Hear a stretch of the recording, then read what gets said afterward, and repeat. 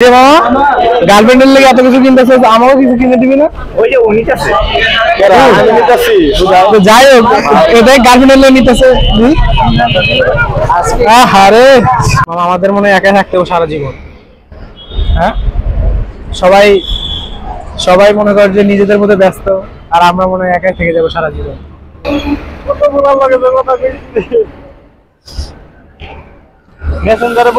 আমাদের নিজেদের জীবনকে নিজেদেরই আগে নিতে হবে, কোনো মেয়ে মানুষ চলবে না এই আমাদের এই জীবনে। তুমি কি বলো? নেভার।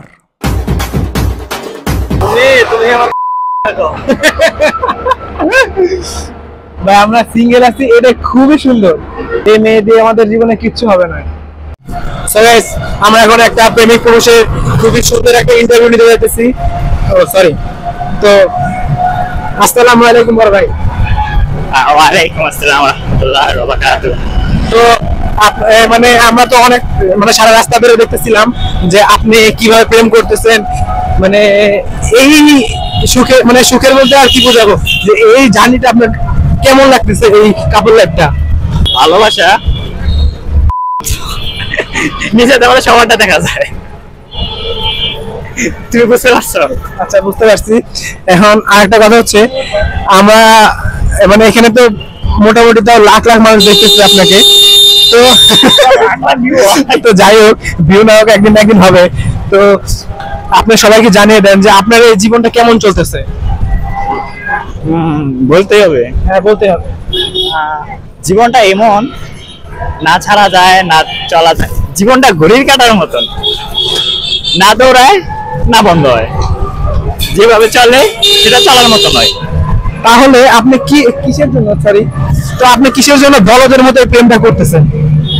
যেহেতু সময় কাটে না, সময় এক জায়গায় পড়ে থাকে, তো কি মানে কেন আপনি এই প্রেমটা করতেছেন? আমাকে একটু ডিটেইলস একটু এক্সপ্লেন করে দেখান। সময়টা অমূল্য জিনিস। জীবনে নতুন নতুন এক্সপিরিয়েন্স নিতে হয়, এবং আমি নিছি।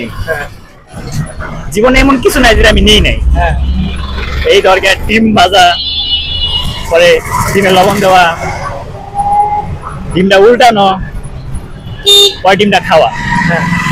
জীবনে অনেক এক্সপিরিয়েন্স নিছি, অনেক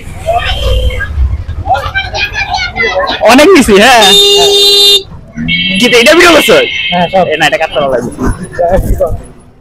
জীবনে অনেক এক্সপিরিয়েন্স নিছি যা বলার মতো না। তার মাঝখানে এটাই এমন একটা এক্সপিরিয়েন্স যেটা আমার কখনো ছাড়তে মন চায় নাই। বুঝতে পারছিস?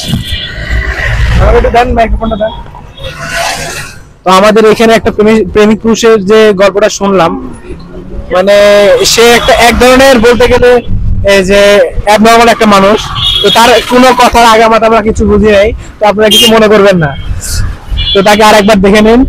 সে একটা মানে কি বলবো, এই যে দেখেন, এই যে এখনো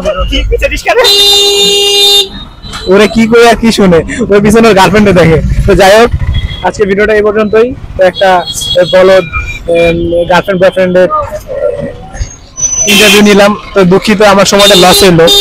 আজকে এই পর্যন্ত, বাই বাই।